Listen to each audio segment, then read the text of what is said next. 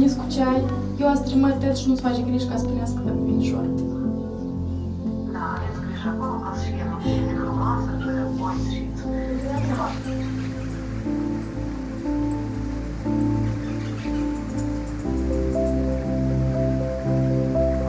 Bine, mă. Haide, Doamne, te pupăm? Am și băiță.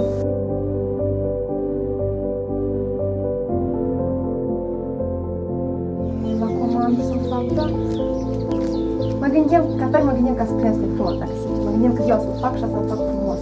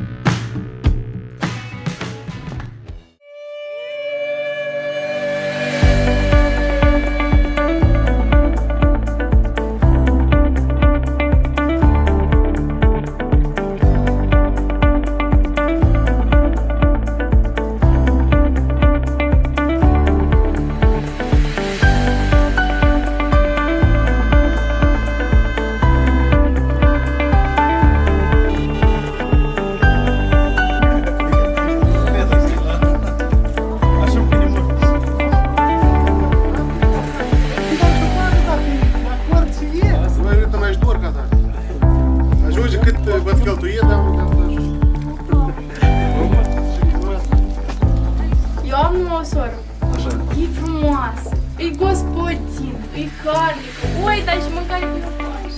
Și eu știu cât de tare tu o iubești. Eu nu spun nici cât vreau. Tu să o bagi cât de tare o iubești tu. Cât de tare o iubești? Bate cât de tare. Dacă bate să mă smărești numai. Marina n-are preț. Marina n-are preț. Dar și ce dar, săteța. Nu știu prețul, da. Eu vreau să văd cât de tare tu pe dânsa o iubești. Da, și asfalt, am un cadru. Щедрый. Vai la preț? Софійка! Бадя, що спунька? И слабость. Птица туда И слабость. Lelica, da? Mulțumesc, mulțumesc. Spațiu mireasa, să fie, mai voi. Să-ți dau Hai, bă. voi sunt prin casă, da?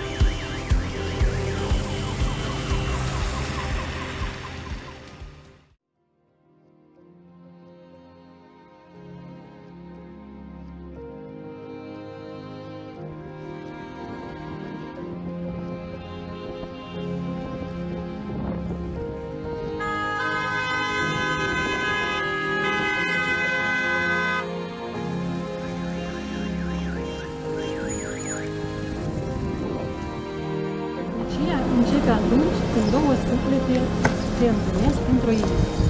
Fie ca dragostea voastră să crească cu fiecare zi și să nu vă părăsească până la bătrânețe. Fiți fericiți!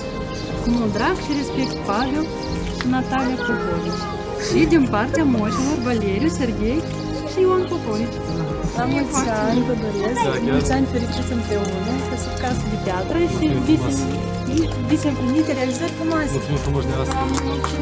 La mulți ani. Moș, mulțumesc, mulțumim la tăți moș. Nu m-am așteptat. Îmi pare foarte rău că suntem împreună azi.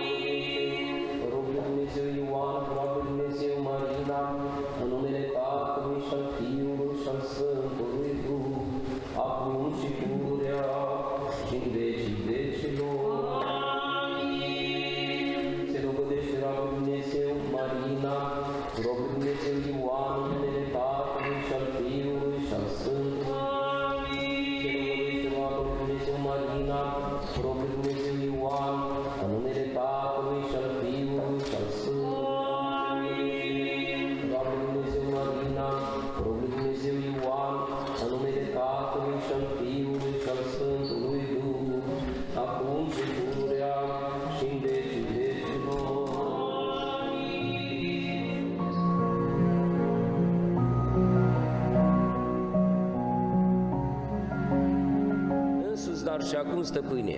Binecuvintează punerea aceasta a inelelor cu binecuvântare cerească și Îngerul Domnului să meargă înaintea lor în toate zilele vieții lor. Că Tu ești Cel ce binecuvintezi și sfințești toate câte sunt și Ție slavă înălțăm, Tatălui și Fiului și Sfântului Duh, acum și pururea și în vecii vecilor. Slavă Ție, Dumnezeul nostru, slavă Ție, binecuvântată este împărăția Tatălui și a Fiului și a Sfântului Duh, acum și pururea și în vecii vecilor. Cu pace Domnului să ne rugăm. Însuși, Stăpâne, Cel ce din început ai zidit pe om și l-ai pus pe dânsul ca pe un împărat al făpturii și ai zis: nu este bine să fie omul singur pe pământ, să-i facem lui ajutor după dânsul. Și luând una din coastele lui, a zidit femeie pe care văzându-o Adam a zis: iată acum os din oasele mele și trup din trupul meu. Aceasta se va numi femeie, că din bărbatul său s-a luat aceasta. Dintr-o aceasta va lăsa omul pe tatăl său și pe mama sa și se va lepi de femeia sa și vor fi amândoi un trup, și pe care Dumnezeu i-a împreunat, omul să nu-i despartă. Și acum, Doamne Dumnezeul nostru, trimite harul Tău cel ceresc peste robii Tăi aceștia, Ioan și Marina, și dă femeia acesteia să se plece într toate bărbatului său. Și robului Tău acestuia să fie ca femeii sale, ca să viețuiască ei după voia Ta. Binecuvintează pe dânsii, Doamne Dumnezeul nostru, precum ai binecuvântat pe Ioachim și pe Ana. Binecuvintează pe dânsii, Doamne Dumnezeul nostru, precum ai binecuvântat pe Zaharia și pe Elisabeta. Păzește pe dânsii, Doamne Dumnezeul nostru, precum ai păzit pe noi în corabie.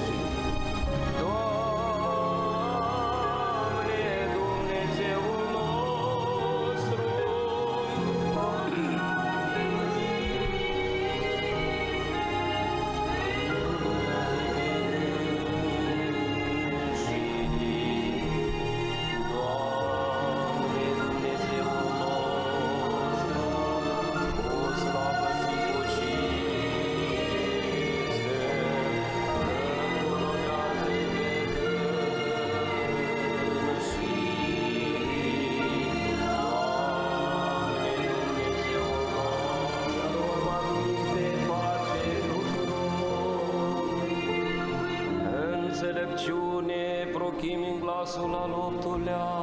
Ca să mă împătășește ție în biserică slăvită, neacâmpată sau dupătură urat ceva de acestea. În vremea aceea nuntă s-a făcut în cala Galilei și era mama lui Iisus acolo și a fost chemat și Iisus și ucenicii la nuntă. Și sfârșindu-se vinul a zis mama lui Iisus către dânsul: nu mai au vin. Zisa ei Iisus: ce este și mie și ție, femeie, încă n-a venit ceasul meu. Zisa mama lui slugelor: orice vă va zice vouă să faceți. Și erau acolo puse pentru curățirea iudeilor 6 vase de piatră în care încăpeau câte 2 sau 3 vedre. Zisa lor Iisus: un Umfleți vasele cu apă și ei le-au umplut până sus și a zis lor, scoateți acum și aduceți unul lui și i-au adus. Și dacă a gustat unul apa care se făcuse vin și el nu știa de unde este, iar slugile care turnaseră apa știau, a chemat unul pe mine și i-a zis lui, tot omul pune întâi vinul cel bun și dacă au băut, bine atunci pe cel mai slab, iar tu ai ținut vinul cel bun până acum. Aceasta a făcut începătură semnelor Iisus în Cana Galilei și și-a arătat slava sa și au crezut în dânsul ucenicii săi.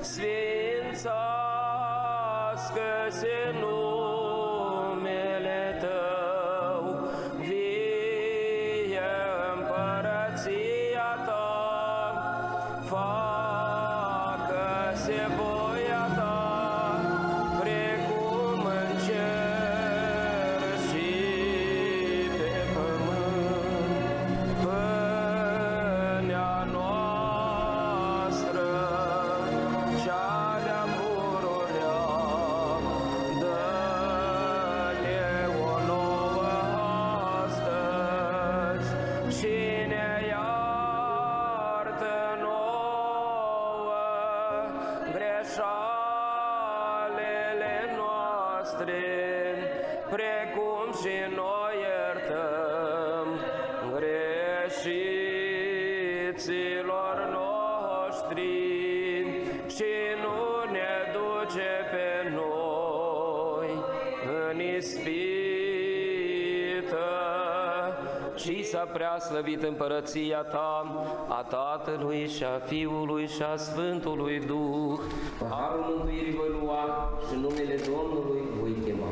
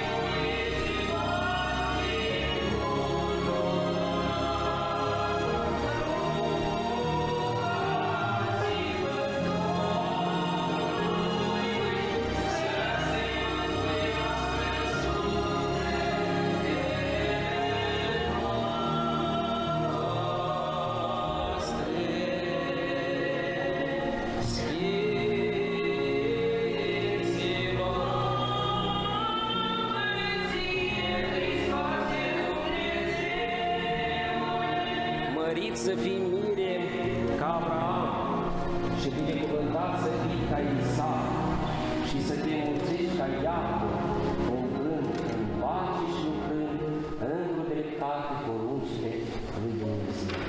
Și câți copii au Iacov? Câți copii au? Bravo, bravo!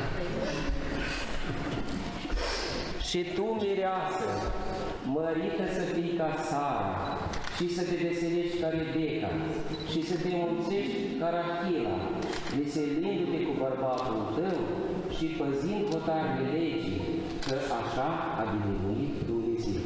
Deci Rachila, a cui soție a fost? Bravo! Că dacă au avut 12, clar că asta e soția lui.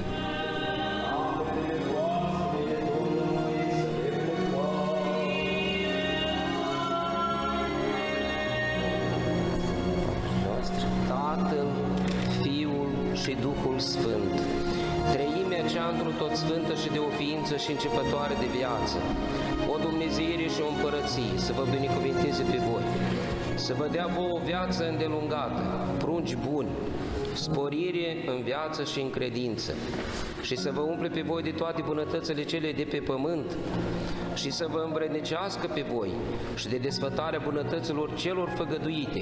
Să ne miluiască și să ne mântuiască pre noi, ca un bun și de oameni iubitori. Pace, sănătate, mântuire sufletească, pentru toți să le sporească și cu rugăciunile cinstitului, măritului proroc înainte mergătorului și botezătorului Ioan, îi păzește pentru mulți și fericiți ani, la mulți ani cu sănătate.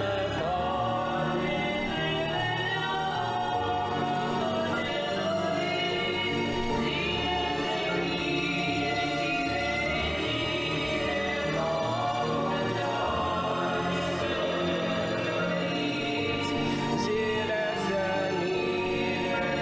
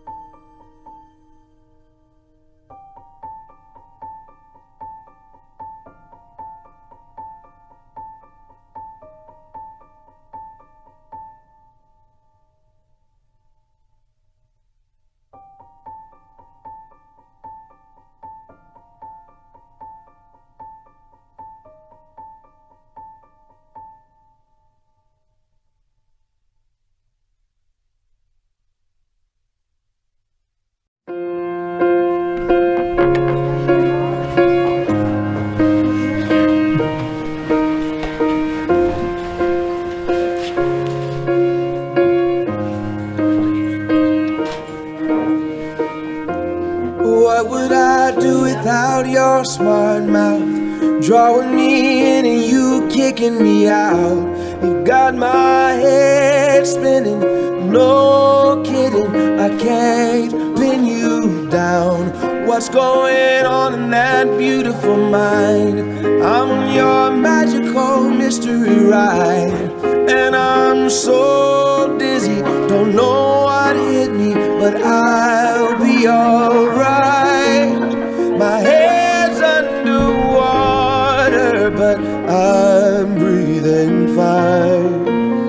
You're crazy and I'm out of my mind, 'cause all of me. Noi suntem de la compania Flori cu Surprize. Am vrut să vă surprindem această zi minunată, căci v-ați unit destinele, sunteți deja soț și soție, așa? Da. Și cineva, prin intermediul nostru, a făcut o surpriză. Dar cine și cum o să aflați în curând. În primul rând vreau să vă mân miresei. Acest buchet de flori sunt pentru dumneavoastră, așa. Aici mai aveți un nou membru a familiei, un ursulică, să vă încălzească, așa. Pentru coconul meu avem un coșuleț cu fructe, deci aveți nevoie de vitamine în această perioadă. Și sigur că o șampanie, trebuie să serviți acest eveniment frumos. Așa, poftim. Pentru scumpa voastră nașă, avem așa o orhidee, da? Este prezent pentru dumneavoastră. Și pentru nașul șampane. Așa, poftim, vă rog. Și după câte știm că aveți, nașii au și 2 copilași, da? Uitați că avem pentru voi așa câte cutii de ciocolate. Așa și un frățiorul tău. Așa. Cine? Mama. Mama care vă lipsește în această zi exact este din partea scumpei voastre mame, care cu mult regret în ochi îți cere scuză că n-a putut să fie la acest eveniment. Dar pentru asta existăm noi, ca să nu simțiți lipsa. Și vreau să vă citesc câteva cuvinte care m-a rugat să le recit puțină liniște, vă rog. Scumpii mei copii, Mariana și Ion, astăzi este o zi importantă pentru voi, ziua în care v-ați unit destinele în fața lui Dumnezeu și ați devenit unul întreg. Cu această ocazie specială, vă doresc, în primul rând, să fiți sănătoși, să trăiți o viață lungă și frumoasă, să fiți mereu fericiți, să aveți doar împliniri și tot binele din lume, iar obstacolele pe care le veți întâlni să fie doar mici încercări peste care veți trece împreună cu succes. În familia voastră, nou formată, să predomine înțelegerea, încrederea și respectul. Să fiți împreună la bine și la greu, iar strălucirea din ochii voștri să vă însoțească pentru toată viața. Sunteți cei mai curajoși și să știți că sunt mândră de voi. Cu mare regret, nu pot fi alături în această zi unică pentru voi, însă în inima mea sunteți mereu prezenți. Sper din tot sufletul ca bunul Dumnezeu să vă binecuvinteze și să vă aibă mereu în paza Lui. Casă de piatră, scumpii mei, vă cuprind și vă sărut cu mare drag, mama. Aplauzele voastre, vă rog frumos. Mamică, e foarte dulce. Pune-vă să văd pe tânăr. Ia uitați, vedeți cum te încurajează și mamica este chiar acum. Mulțumim frumos cadou și te așteptăm acasă. Chiar a fost surpriză. Te așteptăm toți 3. De grabă ne vedem. Priviți cu drag. Mulțumim. Și noi vă dorim casă de piatră, copii sănătoși și să aveți în viața asta doar clipe frumoase cu astfel de surprize. Stimați nuntași, onorați nași, dragi rude și prieteni ai mirelui și miresei. Vă spun tuturor bine ați venit la evenimentul cel mai important din viața acestor tineri, ziua căsătoriei. Cu o deosebită plăcere salutăm cei mai importanți oaspeți, viitorii soți, Blanaru Ion și Popovici Marina. Stimați miri Ion și Marina, astăzi este o zi deosebită în viața voastră. Această zi de 31 mai 2020 va rămâne în memoria dumneavoastră ca o zi a fericirii și bucuriei. Conform codului familiei al Republicii Moldova, ca reprezentant legal al statului, permiteți-mi să vă adresez tradiționala, dar și obligatoria întrebare. Vă rog să-mi răspundeți sincer. Stimate Mire Ion, de bunăvoie și necondiționat de nimeni, la bine și la greu, la tinerețe și bătrânețe, ești gata să devii cel mai iubitor soț pentru Marina? Da.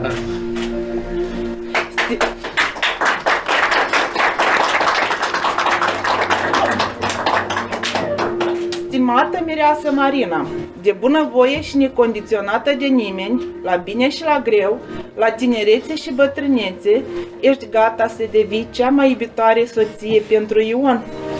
Da, și după bătrânețe de ani. Două inimi formează o singură dragoste, două vieți devin astăzi una. În prezența nașilor, a rudelor, ați exprimat dorința de a deveni soț și soție, de a crea o nouă familie, de a vă continua neamul. Conform consimțământului dumneavoastră liber exprimat, am onoarea de a înregistra căsătoria dumneavoastră.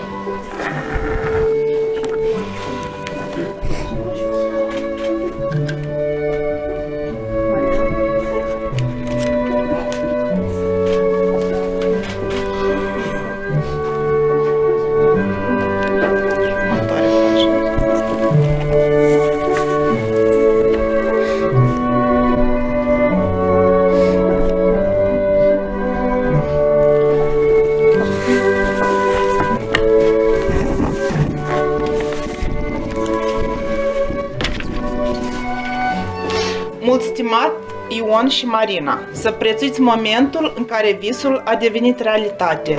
La temelia familiei voastre să păstrați veșnic dragostea, căci unde-i dragoste, acolo-i pace. Unde-i pace, acolo-i binecuvântare. Unde-i binecuvântare, acolo-i Dumnezeu. Unde-i Dumnezeu, acolo nimic nu lipsește. Astăzi e ziua în care v-ați unit destinele. În numele Legii Republicii Moldova, declar cetățenii Blănaru Ion și Popovici Marina, soț și soție. De asemenea, confirm dorința reciprocă de a purta de azi înainte același nume de familie, Blănaru. Acum am onoarea de a vă înmâna primul vostru act familial, certificatul de căsătorie.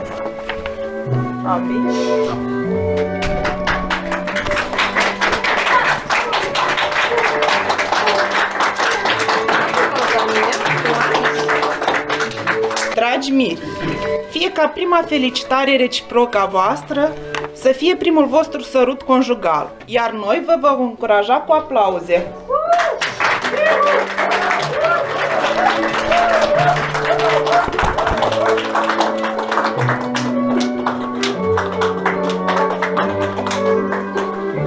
În semn de dragoste și fidelitate, vă invit să vă îmbrăcați unul altuia verighetele de căsătorie. Să știți că dragostea nu se aprinde de mânie. Dragostea toate le suferă, toate le crede, toate le iartă și niciodată nu se sfârșește. Merg în genunchi.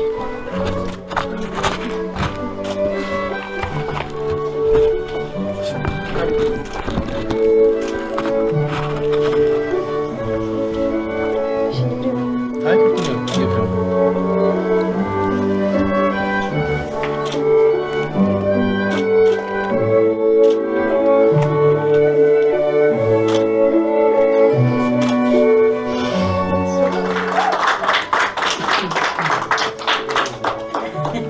În continuare, vă invităm la primul vostru dans în calitate de soț și soție.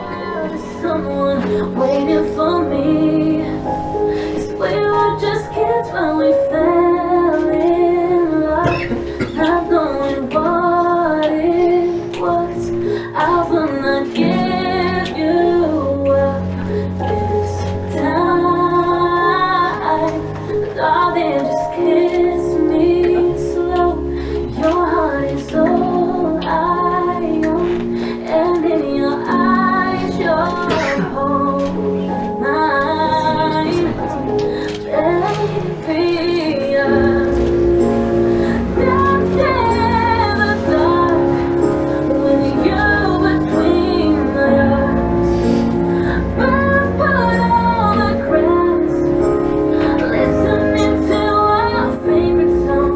When you said your little mess, I whispered underneath my breath. You heard it, telling you look perfect tonight.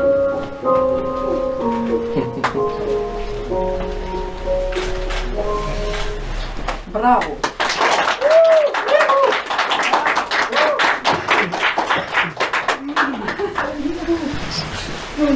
Onorați nași! În această zi, dumneavoastră v-ați luat o responsabilitate mare de a susține și a îndruma acești tineri în viața conjugală. Stimată familie Gherbas, sunteți cei care puneți prima piatră la temelia noului cuplu. Primiți sincere felicitări cu ocazia sărbătorii fiinilor dumneavoastră. Vă dorim o cale cât mai călduroasă, care ați început-o astăzi, să aveți copii frumoși, sănătoși și o viață cât mai dulce, unul alături de celălalt. Mulțumim! Dragii mei, eu vă felicit cu această sărbătoare. Să fiți mereu unul lângă altul, la bine și la greu. Multă sănătate, fericire, noi o să fim alături tot timpul de voi. Vă iubim! Și noi vă mulțumim că sunteți alături. Noi vă iubim și vă respectăm. Mulți stimați părinți, primiți sincere felicitări cu ocazia înregistrării căsătoriei copiilor dumneavoastră. Să vă fie împlinite speranțele, înduieșate inimile de bună înțelegere a copiilor dumneavoastră. Cea mai mare împlinire a unui părinte este de a-și vedea copilul fericit. Ce să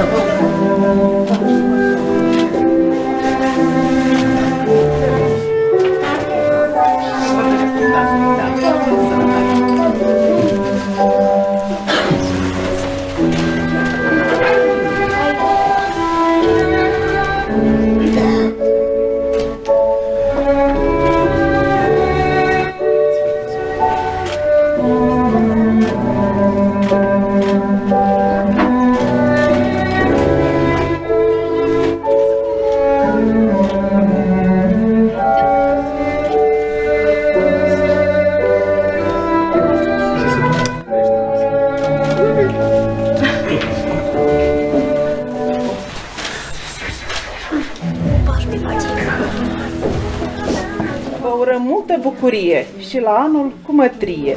Să vă fie ușoare greutățile, împlinite visele. Înregistrarea căsătoriei dumneavoastră a luat sfârșit. Drum bun în lumea mare a vieții și casă de piatră. Mulțumim frumos!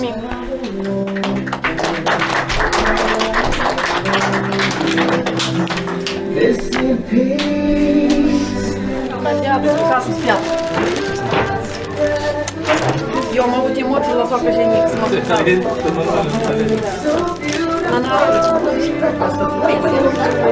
să aveți parte de la fiecare, să vă bucurați de el.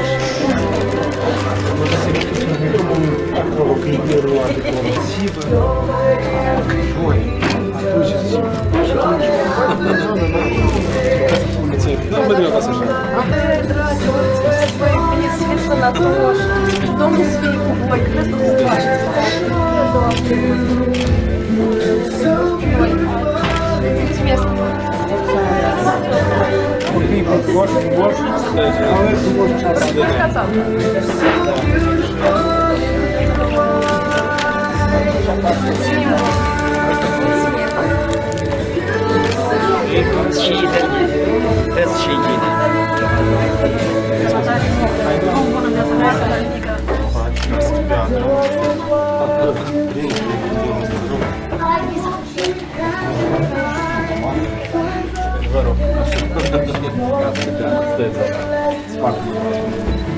Cum zi urmă? O stau, ca să stau ăsta ție, stau răzvălit.